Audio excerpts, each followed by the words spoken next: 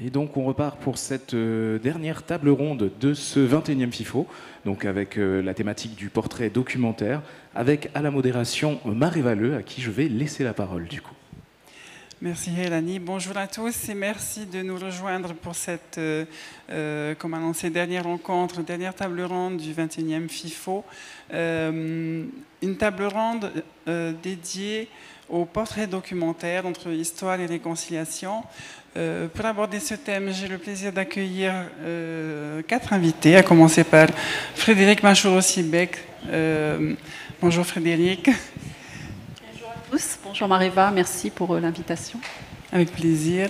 Donc Frédéric, tu es responsable des programmes de Polynésie la Première, mais tu es aussi la nièce d'Éloi Machoro, qui est le personnage principal du film Éloi Machoro, itinéraire d'un combattant, présenté en compétition de ce 21e FIFO.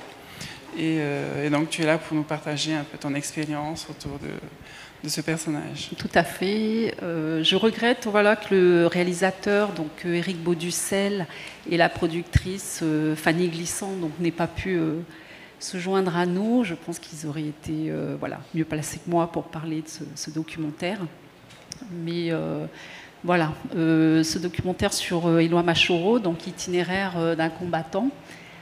Donc je pense que depuis 40 ans, parce qu'il a été fait à l'occasion des 40 ans des événements de 84 en Nouvelle-Calédonie, donc est un documentaire qui est très bien fait, qui retrace très bien le cheminement politique en fait, du personnage. Et ce documentaire n'avait jamais été fait jusque-là. On a toujours parlé des événements en mettant en avant le clivage ethnique entre indépendantistes et non-indépendantistes. Et là, le fait de focaliser vraiment sur lui, donc je pense qu'on en apprend beaucoup sur le combat du peuple kanak. Merci. À tes côtés, on accueille Kimiora Kyrie Melbourne, Kimiora Yorana, and welcome. You're the producer of the series Homesteads, and one of the episodes of the series is presented in the Fenêtre sur Cour category of the short documentary category of the festival. Thank you for being here, and can you tell us a little bit more about the series Homesteads? Kia ora, tēnā tātou. As you said, my name is Kimiora Kairi Melbourne and I'm a producer from New Zealand. I produced this series for Indigenous broadcaster Whakaata Māori in Aotearoa, and one of the episodes about the Makiha family has made it into the short documentary section, which is a huge privilege for my small team back in Aotearoa. So the series, if I was to explain what it's about family homesteads or family homes around Aotearoa, New Zealand, from a range of different environments, backgrounds. Some homes are extremely remote. One of the homesteads, for example, there's no road access and you have to travel by jet boat for half an hour and walk for 3 kilometres to get to that home, and others are in the middle of a city surrounded by motorways or highways. So I was asked what's the difference between a homestead or a whānau papakaina and your usual home, and the difference is the link of that family to that particular land, that genealogical tie to the land. That's the difference. And so while it's about the homes themselves, they're more of a physical representation of a family, where they come from, who they come from, and their legacy. So many of these homes are rich in history because that family or those families have occupied that land since the arrival of Waka to Aotearoa. So that's a little bit about the series in general. Thank you very much. Nona Robinson, qui est autrice du film, autrice et productrice du film William Albert Robinson, La dernière traversée, Je suis vraiment très heureuse de t'accueillir autour de cette table parce que, au-delà du film, ça fait aussi plusieurs années qu'on travaille ensemble sur d'autres choses. Hein, mais, donc cette année, tu reviens en tant que productrice, et en tant qu'autrice du film William Albert Robinson. Est-ce que est-ce que c'est le premier film que tu écris, que tu produis, ou est-ce que c'est... Pardon, excuse-moi. Tout à fait. J'ai le privilège d'avoir pu travailler avec Denis, Catherine, Laurent, et de faire ce film ensemble, parce que c'était vraiment un projet d'équipe. Donc je suis très heureuse de pouvoir... d'avoir pu faire ce film avec eux. Merci pour ton invitation. Et puis, donc, je n'ai pas l'habitude de parler, excuse-moi. C'est désolée. Donc voilà, en effet, c'est une histoire que je porte depuis longtemps et je suis très heureuse d'avoir pu le mener à bout avec Archipel. Merci. Et Paul, bien sûr, qui n'est pas là. Oui, et Paul qui n'est pas là, mais on pense à lui. Voilà. Merci Nona. Denis Pinsent, co-réalisateur du documentaire William Albert Robinson, La dernière traversée, et accessoirement président de la FPAC, oui, la Fédération polynésienne de l'audiovisuel et du cinéma. Exactement, bravo. Voilà. Je suis trop forte en acronyme. Oui, c'est ça. Bienvenue Denis, merci. De nous rejoindre. Alors c'est pas la première fois non plus que tu participes à nos tables rondes. J'aimerais commencer vraiment par vous deux en fait, parce que l'histoire de William Albert Robinson personnellement m'a fascinée. J'ai été embarquée en voyant le film dans son univers, dans cet univers. Et personnellement, je ne l'ai jamais connu, hein, mais j'ai connu donc Nona et Tumata, deux de ses filles. Et j'avais l'impression de plonger un peu dans votre intimité, dans votre vie de famille. C'est l'impression que donne le film. Et donc, Denis, est-ce que tu peux nous expliquer un peu les choix artistiques qui ont présidé à la réalisation de ce film? Oui, alors je vais reprendre un petit peu quand même à la base. Donc, ça a démarré en 2019, au FIFO d'ailleurs, parce qu'on en a parlé, c'est à ce moment-là que Nona m'a parlé de ce projet-là. Je connaissais déjà Nona et Tumata. Et donc, elle m'a parlé de l'histoire de son père, que je ne connaissais pas vraiment en fait. Et on s'est plongé un petit peu dans la quantité impressionnante d'archives. Et on s'est rendu compte de cette vie incroyable qu'il a eue, et en même temps très, très complexe. Et on a commencé à travailler avec Paul sur l'écriture, parce qu'il y avait un gros travail d'écriture, parce que c'était une vie très riche, il y avait beaucoup de phases dans sa vie, il y avait beaucoup d'archives.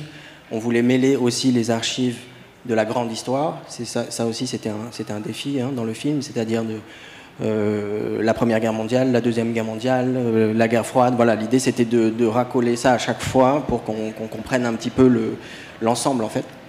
Et du coup, il y a eu un long travail d'écriture avec Paul et Nona.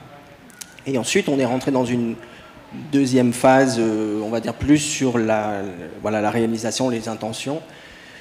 Où déjà c'était de ne pas mettre d'interview, c'était juste de se servir des carnets de bord de William comme fil rouge, et d'ajouter une voix de narratrice, et aussi de faire des séquences d'évocation en fait. L'idée c'était de rendre vivant quelque part le personnage en fait, de pas uniquement en rester sur des archives, mais voilà, on a vraiment voulu le personnifier et rentrer. Voilà, je pense que c'est ce qui donne aussi cette proximité, cette impression d'être proche du personnage.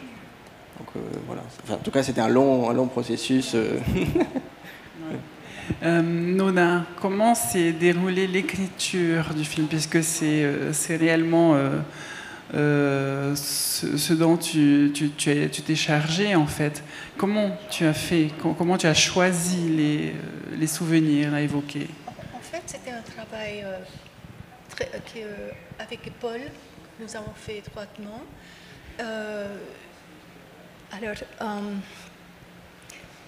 Je pense que c'était... Oh, pardon. C'était pas évident, parce que comme dit Denis, il y avait beaucoup d'archives, beaucoup de matériel. Mon père a écrit plusieurs livres, il avait des carnets de bord de tous ses voyages. Donc il fallait extraire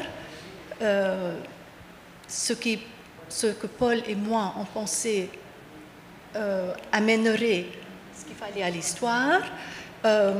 Donc en fait, Paul et moi on se parlait par WhatsApp beaucoup et longuement. Je lui envoyais beaucoup de matériel.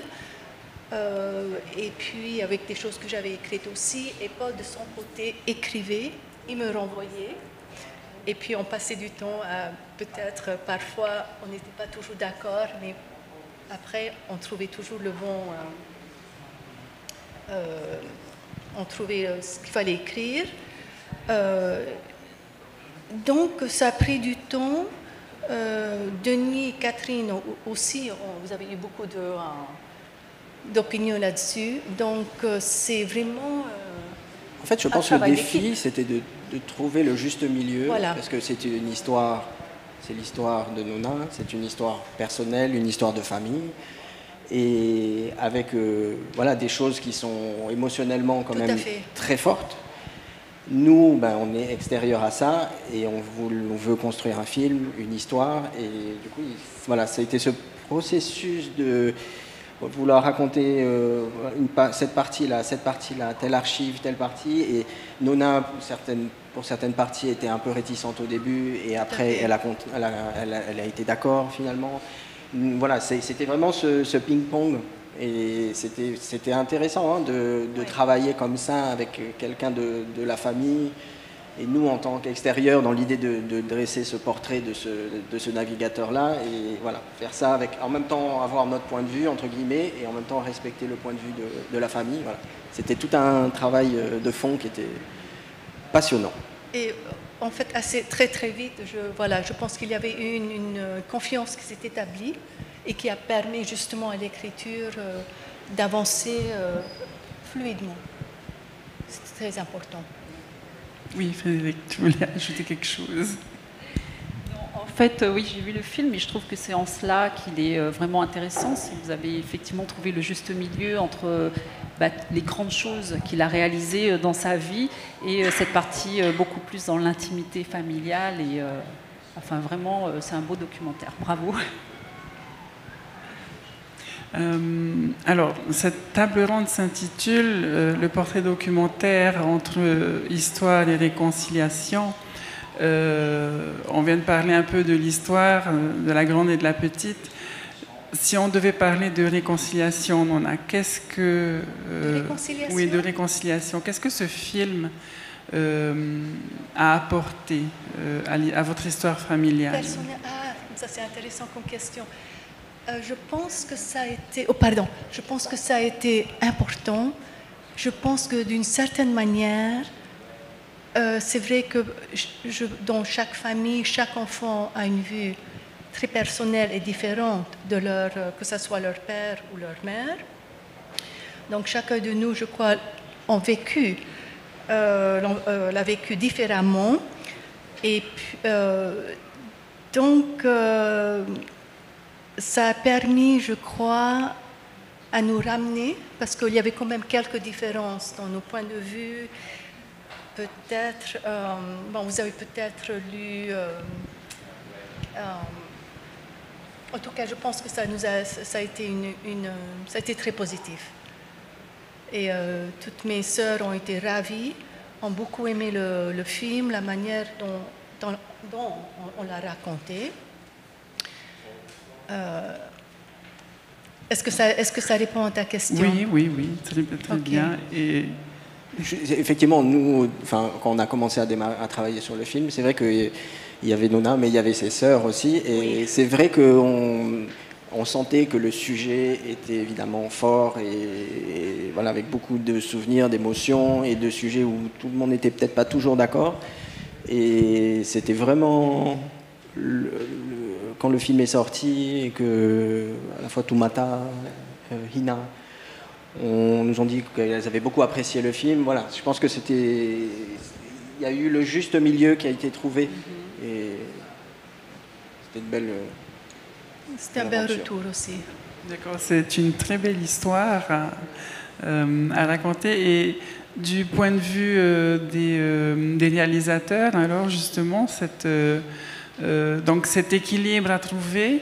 Et au final, lorsque les premières personnes concernées par cette histoire vous disent que c'est que leur film, le film leur convient et qu'elles ont beaucoup aimé, qu'est-ce que ça fait en fait? Parce qu'en fait, ça aurait pu ne pas leur plaire du tout. Oui. En fait, évidemment, on était très heureux que ça plaise à la famille, mais on était aussi, satisfait. On avait été au bout de ce qu'on voulait aussi. Je pense, par rapport à notre vision, à comment on avait imaginé les choses, il y a eu des compromis, mais on était vraiment satisfait de ça, et le fait que aussi de leur côté, dans la famille, ils soient touchés et que ils apprécient le film et que que finalement on a respecté l'image de leur père. Et en même temps, on a aussi parlé de certains aspects qui n'étaient pas évidents à parler. On n'a pas fait tout le film dessus, mais il y a une partie quand même sur la disparition de Philomène. Voilà, je pense que le pari était réussi, trouver cette justesse entre les deux. D'accord. Kimura. So, as I said, you're the producer of the series Homesteads, and we are presenting the episode on Makiha. Can you tell us how the story? Actually, what is the story behind the story? Why did you do this specific episode? I want to start by relating to what they were saying about navigating, I guess because this is a show on different family homes. And these families are huge families, so having to navigate how you're not always going to make everyone happy, but finding a good middle ground with everyone. And so I employed a lot of traditional, I guess, approaches with it, and one of them being going to meet and spend time with the family before production, which wasn't necessarily in the budget but was essential and helped everything move faster in the long run. But in terms of this particular episode with the Makiha family, what drew me to that family is that they spoke to a story that a lot of Māori and probably Indigenous people can relate to, because they had to move away from their tribal territories for generations to seek out financial stability, education, opportunity. But through COVID in particular, they realised how unsustainable city living was for them as a family, how much they longed to return home and adopt a more sustainable lifestyle. So the other unique thing about this episode was that they wanted to rebuild on the land. They wanted to demolish their home and rebuild, but they also incorporated traditions that aren't seen very often. So you see on the documentary that there were incantations and karakia and a dawn ceremony, just to, because we personify our buildings, we personify our homes, and they treated it as if the house was a mother that nurtured generations. So it was quite unique in that way that we were able to capture those traditions, because Māori are quite conservative and don't like filming and capturing a lot of those practices. So that's what drew me to it, but also just the overarching themes were relatable for a lot of Māori. The need to move out of your tribal territories, but also that longing to return. And the concept of home transcends culture as well, and family. So I think that's why a lot of people can connect with it. And that's actually why you're on this panel, because yes, this panel is about portrait in the documentary genre, and if this film or this series is not about a specific portrait of a specific person, it is actually a portrait of a whole family, and their story is told through the story of their home. Was it something that you were that was done on purpose by the writers or the directors? Yeah, so I directed a number of the episodes as well as producing, and I think for Māori, and it won't be exclusively Māori, but we're a collective people, so although there are documentaries on single people, we always, for context, have to include, I guess, who they come from and how they came to be who they are. So through the series, it's about these physical homes, but really it's about the families who connect to it, the land that it's on, the region that it's in, and we try to promote not only the language and culture, but also the relevant histories to the different regions, and to help re-educate, I guess, our audiences. But it was definitely a deliberate thing, doing it on entire families, because, like you said, different siblings have different opinions. I think through colonisation, a lot of the time we think that Māori are a collective people, we're homogenous people, but we're also diverse, and even within a family, let alone tribes and sub-tribes, there's differing opinions and different experiences that they've all had, and it all comes back to the home and their land. So yeah, it was deliberate to make it about an entire family. It was a mission, but yeah, it paid off. And that's interesting because also in the film I don't remember the saying in Maori, but basically the man who said it was saying that if you care for your home, the home will care for you. And I thought that was really beautiful to hear, and to hear it in Maori was even more touching. This traditional consideration and cultural consideration of a home is something common that we have in common, and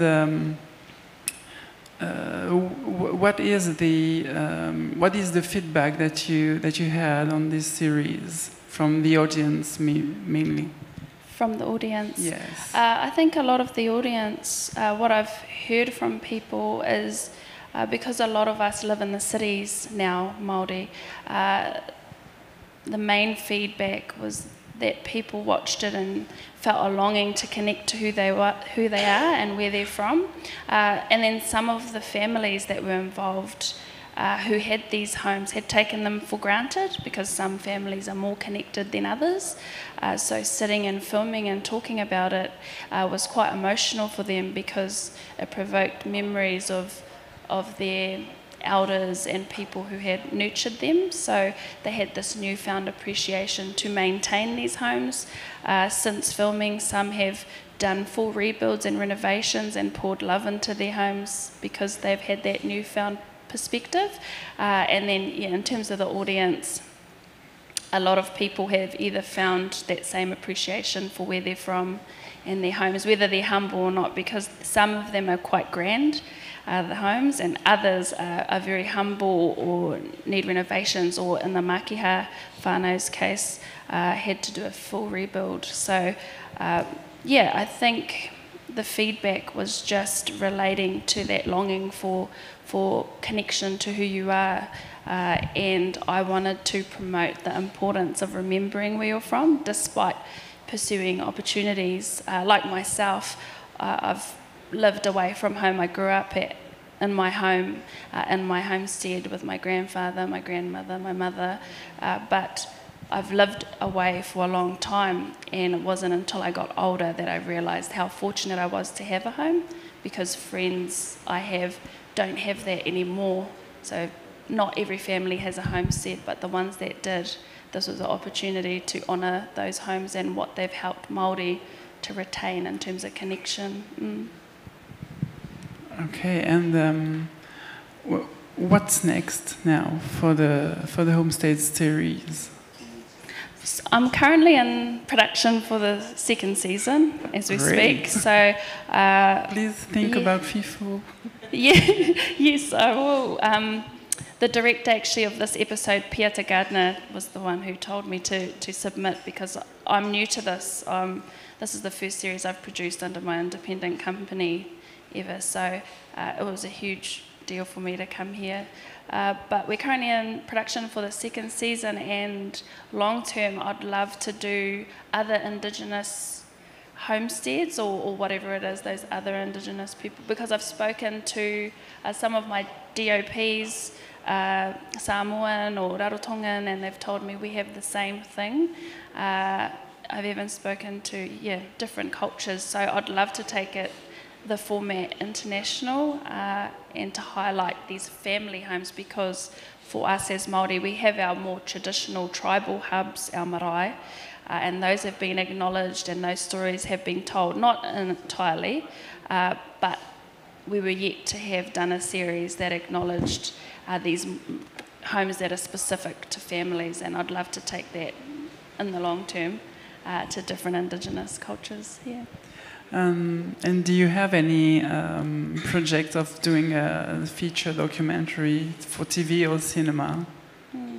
I work mostly in television at the moment. I'd like to get into film, but I am working on a feature documentary at the moment about a Catholic Māori boarding school in New Zealand that actually closed in the year 2000 and is currently being reopened and reshaped entirely, so where the religion takes a back seat and it becomes more informed by our culture and language. So that's another documentary that I'm working on at the moment.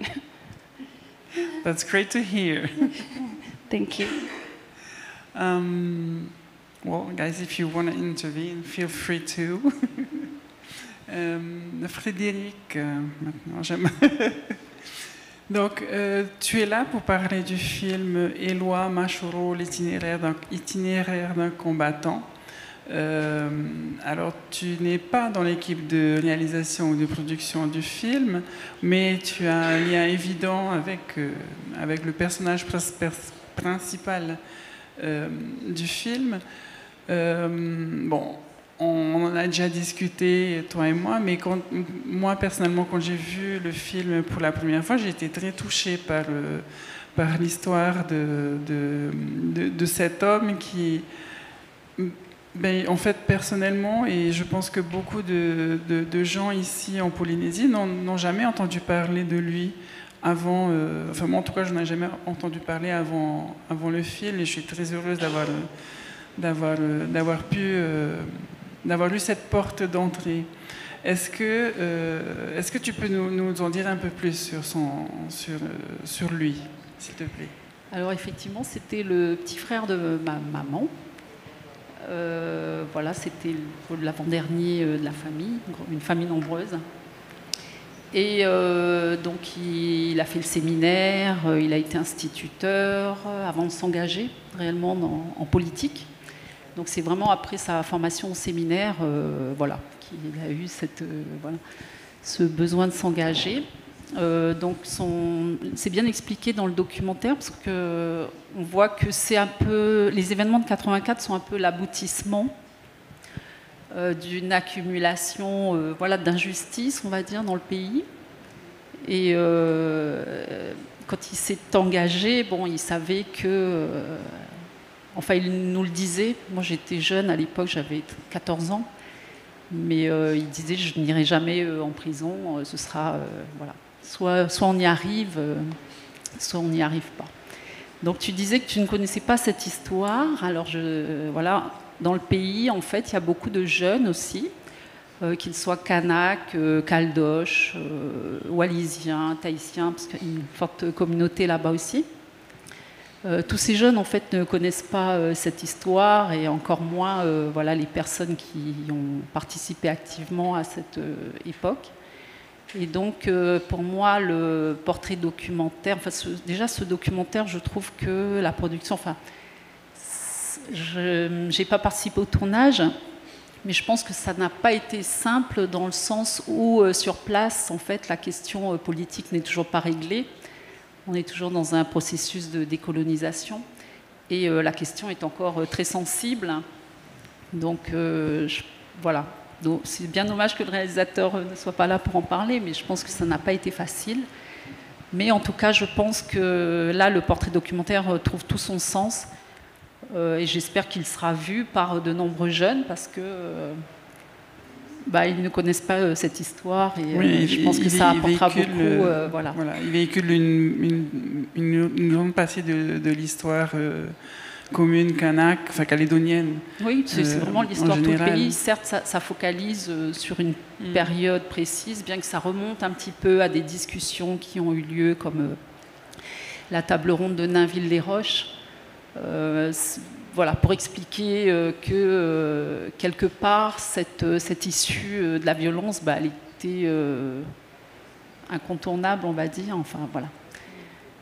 On comprend qu'il y a eu beaucoup de concessions faites de la part du peuple kanak et qu'il n'a pas réussi à être entendu au cours de toutes ces discussions et que 84, ça a été... voilà.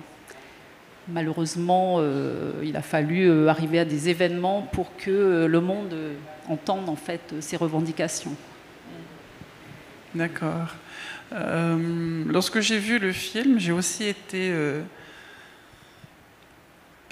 surprise et enfin embarquée avec surprise dans son histoire personnelle. On l'aborde très peu dans le film quand même. On parle surtout du personnage public, du personnage historique et finalement de la partie tragique de son existence. Est-ce que c'est quelque chose que tu regrettes ou est-ce que... C'est vrai que c'est un peu la partie, quand j'ai vu le documentaire pour la première fois, j'ai eu ce côté un peu frustré effectivement parce qu'on revoit toutes ces séquences, ces scènes de violence, 84, l'urne brisée, les barrages sur les routes, les caldoches obligés de quitter leur propriété. C'est un peu ces images clichés qui reviennent à chaque fois et je me suis dit peut-être que de ce côté-là, ça aurait été bien d'aller un peu plus dans la famille, peut-être. Alors, il y a des témoignages dans le documentaire, mais c'est vrai qu'on reste très institutionnel. Et, oui, on reste en surface. Voilà. Alors, je ne connais pas les difficultés auxquelles la production a été confrontée sur le tournage du film. Ils m'ont contacté au début, m'ont expliqué un peu l'intention du documentaire. Ça m'a tout de suite séduit parce que Eloi a toujours été décrit comme étant un terroriste en fait, et le personnage, c'est pas du tout ça. C'est pas du tout ça, voilà. D'accord. Et alors pour ce côté-là, le film fait bien son job puisque si on va pas jusqu'à parler de réhabilitation, il y a quand même effectivement cet aspect de réconciliation qui est mise en avant qui n'est pas mise en avant, mais qui transparaît tout au long du film. Et ça, je trouve que ça a été bien fait. Et je tire mon chapeau à l'équipe parce que ça ne devait vraiment pas être évident. Non, c'était pas évident. Et les personnages qui interviennent dans le film, donc certes, il y a la famille qui témoigne, mais il y a aussi... des personnages clés de l'époque qui étaient pas forcément dans le même mouvement politique, qui partageaient pas forcément les mêmes idées, mais dans le doc ils rendent un peu hommage au combat, à l'homme. Et après la partie réconciliation, je pense que ce genre de film est important parce que les jeunes, la nouvelle génération a besoin, je pense, de comprendre ce qui s'est passé pour pouvoir mieux avancer vers ce qu'on appelle le destin commun. On est un peu à la recherche de ça aujourd'hui et c'est difficile. Les communautés ne se mélangent pas. Et je pense qu'il y a beaucoup de... Je crois qu'à la base, on a peur de l'autre parce qu'on ne le connaît pas. Et les reproches qui sont faits, les constats, c'est la communauté kanak, il y a les coutumes et tout, c'est un peu fermé, on n'ose pas trop. Mais bon, je pense que c'est des faux prétextes. Si on a vraiment envie de construire quelque chose ensemble, je crois qu'on peut y arriver. C'est une jolie façon de dire les choses, je trouve. C'est vrai, si on a envie de construire ensemble, on y arrive. Et alors, dans cette optique, quand on repense aux événements de 84, quelque part, il y a eu un rejet de cette volonté de construire, d'avancer ensemble, de construire ensemble, comme tu dis. Qu'est-ce qui a manqué, à ton avis, de ton point de vue, qu'est-ce qui a manqué pour que ça dégénère à ce point, qu'on arrive à des événements tragiques en Nouvelle-Calédonie? Alors, je sais pas, j'étais encore jeune à l'époque et j'ai pas vraiment connu. J'étais trop jeune pour comprendre, mais avec le recul aujourd'hui, je me dis juste l'écoute, peut-être. Écouter, s'écouter les uns les autres. Les événements, c'était vraiment l'aboutissement. Le peuple kanak sentait ces injustices à tous les niveaux. C'est parti en fait de questions foncières, de revendications foncières, parce que les clans avaient été, les terres avaient été spoliées à l'époque de la colonisation. Après, il y a eu la revendication d'indépendance dans les années 75-77. À partir de là, donc, il y a eu un clivage entre le peuple kanak et toutes les autres communautés vivant sur le territoire. Ensuite, il y a eu un développement, un boom économique avec l'exploitation minière du nickel. Mais là encore, le peuple kanak se sentait laissé à l'écart. En fait, ils ne voyaient pas les richesses. Ils étaient au fin fond des tribus. Ils voyaient cette richesse partir vers des capitaux étrangers. Et je pense que oui, peut-être qu'une écoute aurait permis d'éviter ça. Une écoute et des concessions aussi, parce qu'il y a eu des concessions de la part des négociateurs à l'époque, mais pas du côté de la partie adverse. Et je pense qu'au bout d'un moment, on est obligé d'arriver à des situations explosives comme celle-là. On a beau regretter après peut-être ce qui s'est passé, mais c'est dommage de devoir en arriver là pour être entendu, quoi. Voilà. Oui, c'est dommage. Alors on arrive bientôt à la fin de cette table ronde. On me fait signe qu'on commence à manquer de temps. Mais j'aimerais, comme pour un peu toutes les tables rondes que j'ai la chance d'animer, vous laisser le mot de la fin à chacun. Donc voilà, alors on va commencer avec... we're going to start with you, Kimiola, if you wish. So just one last word about that topic. I think just listening to these stories and the stories that I shared in the series, that history is a huge theme, and that's one of the key outcomes I wanted for my series, to promote the language, promote the culture and the traditions, but also the history. And the reality is that if we present our young people and just our audiences in general with facts and figures, it's not going to resonate most of the time. But if you wrap a personal, relatable story, real story from real people, a narrative, that's when people are able to connect with it. And that was a huge motivation behind homesteads. Because although it's about these families, as we're hearing from different generations, we're hearing about their different experiences and what they've been through as a family, and through that we're learning the history of these different regions that for many has gone unheard for so long that it's forgotten.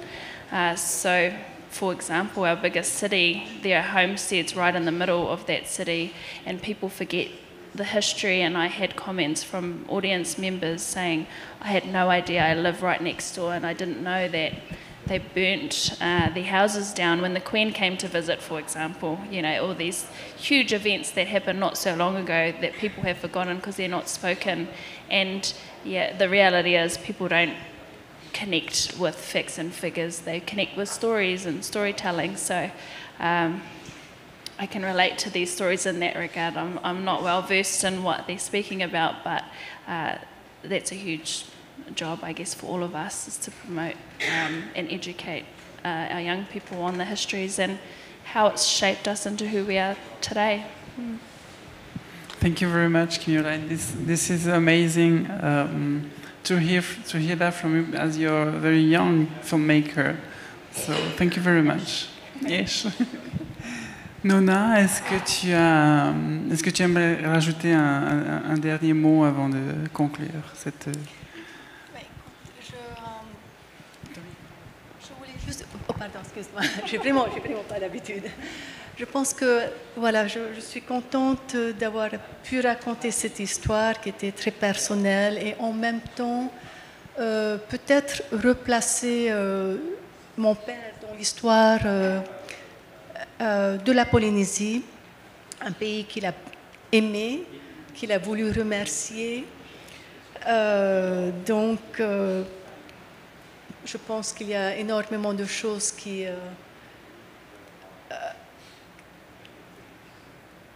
je ne sais pas trop comment expliquer, je vais laisser Denis terminer pour moi.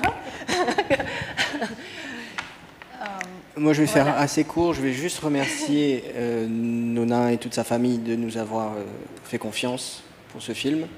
Et j'aimerais remercier le FIFO aussi d'avoir sélectionné ce film et aussi tous les autres et de pouvoir permettre à ce qu'il soit vu, à ce que, voilà, que les gens puissent connaître un petit peu toutes ces histoires incroyables et que, voilà, que les mentalités aussi puissent changer. Merci le FIFO. Merci à tous les deux. Frédéric, un dernier mot? Oui, pas très long. Ben, voilà, si le documentaire peut permettre de faire découvrir toutes ces histoires et de faire évoluer les mentalités, donc ce sera tout bénef. Merci. Alors, au nom du FIFO, à mon tour, je vous remercie chacun parce que votre travail est essentiel. Hein. Sans vous, on ne fait pas de festival. Et si vous êtes là, c'est amplement mérité. J'ai eu un grand plaisir à partager ce moment avec vous. J'espère que vous aussi. Et j'encourage vivement ceux qui nous regardent à aller voir tous ces films. Alors, en présentiel, on espère, on ne sait pas trop encore, mais normalement, à partir de demain, on peut reprendre les projections en présentiel. Et autrement, on a toujours le festival qui se déroule en ligne, et où tous ces films, tous les films de la sélection sont disponibles en streaming. Merci encore à tous les quatre. Merci infiniment d'avoir pris de votre temps et de nous l'avoir consacré. Merci à tous, à vous tous qui nous avez suivis. C'était la dernière table ronde de ce 21e FIFO. On se retrouve l'année prochaine. Merci beaucoup et à bientôt.